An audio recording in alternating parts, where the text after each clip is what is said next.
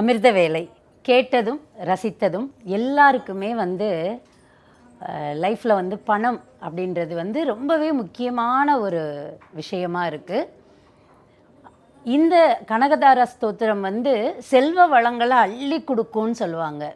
தங்க மலையா நெல்லிக்கனியை பொழிய வச்ச ஒரு ஸ்தோத்திரம் அப்படின்னு சொல்லுவாங்க. ஆதிசங்கரர் அருள். எப்போ கேட்க ஆரம்பித்தேன் அப்படின்னா 2014 15 அந்த நேரத்தில் என்னோடய ஹஸ்பண்ட் ஃபாரின் போயிருந்தார் அவரோட ப்ராஜெக்ட் விஷயமா. அப்போ எனக்குள்ளே ரொம்ப ஒரு கவலை. அதுக்கு முன்னாடி அவர் நிறைய தடவை போயிட்டு வருவார். அவர் ஐடி ஃபீல்டில் இருந்ததுனால அப்பப்போ போயிட்டு வருவார். இருந்தாலும் எனக்கு என்னவோ தெரில, அந்த டைமில் ரொம்ப மனசு வருத்தமாக இருந்தது.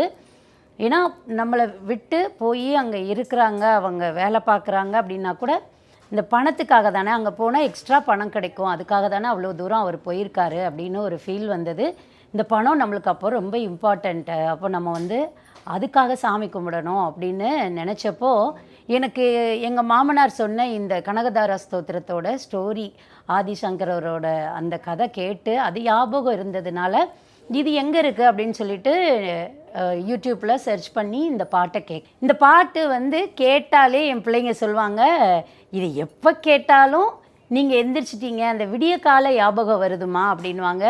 2013-14 நான் இப்போ வரைக்கும் தினமும் காலையில் எழுந்த உடனே கேட்குறது அப்படின்னா இந்த கனகதாரா ஸ்தோத்திரம் தான். பணம் அவ்வளோ முக்கியமாக இருக்குது அப்படின்னு நான் மட்டும் இல்லை, அவருமே அங்கேருந்து நான் தமிழில் கேட்டேன், அவர் சமஸ்கிருதத்தில் கேட்டார். ரெண்டுமே கேட்குறதுக்கு அவ்வளோ இனிமையாக இருக்கும். இந்த பாடலில் வரக்கூடிய வார்த்தைகள் அவ்வளோ அழகாக லக்ஷ்மியை வர்ணித்து பாடியிருப்பாங்க. இந்த பாடலோட சாரம்சம் என்னவாக இருக்கும் அப்படின்னா, லக்ஷ்மி தாயாரோட புகழை அவங்க பேசிக்கிட்டே இருப்பாங்க, அதில் சொல்லிக்கிட்டே இருப்பாங்க.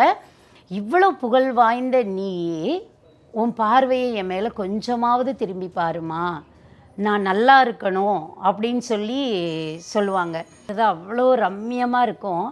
அதில் அந்த ரெண்டு இதுக்கு நடுவில் 2 ஸ்டான்ஸான்னு சொல்லுவாங்க இல்லையா, அந்த 8 வரியாக வரும். அந்த 8 வரிகளுக்கு 2 செட்டுக்கு நடுவில் இந்த பாட்டு அடிக்கடி வரும் இந்த வார்த்தைகள்.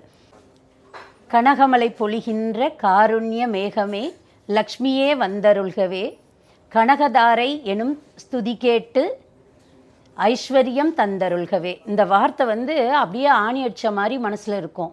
இந்த வரி எனக்கு ரொம்ப பிடிக்கும். உலகாலும் வாய்ப்பையும் இந்திர பதவியையும் வேடிக்கையாக கொடுப்பாராம் விஷ்ணு.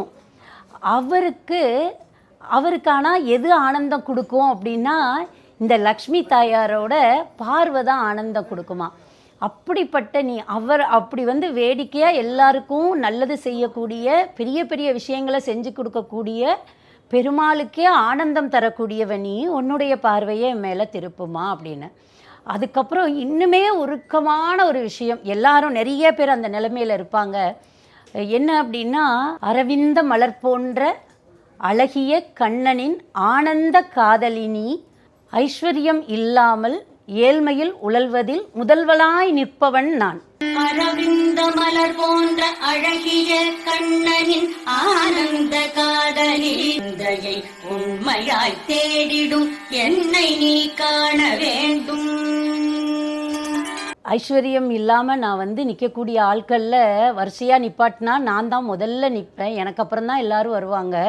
அவ்வளோ கஷ்டத்தில் இருக்கேன், என் மேலே ஒரு கருணையான பார்வையை நீ செலுத்த மாட்டியான்னு கேட்குற பாடல். உங்களுக்கும் செல்வ வளம் வேணும் அப்படின்னா இந்த பாடலை கேளுங்க. அவ்வளோ ஆனந்தத்தையும் ஐஸ்வர்யத்தையும் அள்ளி கொடுக்கக்கூடிய பாடல். நன்றி, வணக்கம்.